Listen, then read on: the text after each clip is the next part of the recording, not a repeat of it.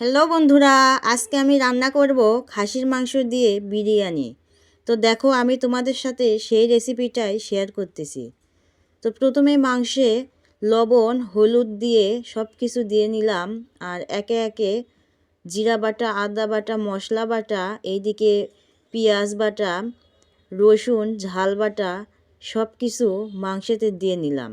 এবার ভালোভাবে সেগুলো মেখে নিব।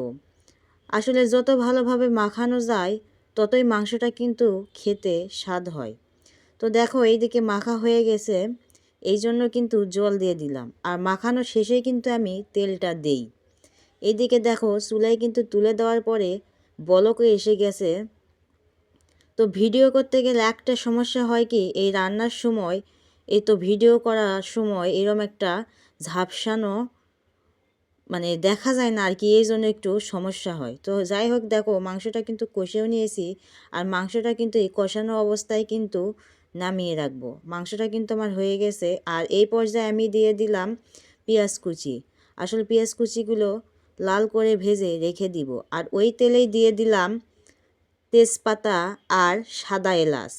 আর এখানে চালটাও দিয়ে দিলাম। এগুলো কিন্তু বিরিয়ানির চাল। আর ভালোভাবে তেলে 4-5 মিনিট ভাজানোর পরে গরম জল আগে থেকে করে রাখছিলাম, ওই চালে গরম জল ঢেলে দিলাম। জলটা কিন্তু খুব পরিমাণ মতো দিতে হবে। আর সেই সাথে একটু লবণও দিয়ে দিলাম। আর লবণ দেওয়ার পরে এখানে 4-5টা কাঁচা ঝাল দিয়ে দিলাম। দেওয়ার পরে দেখো, জাল কিন্তু আমি একেবারে কিন্তু মিডিয়ামে রাখছিলাম।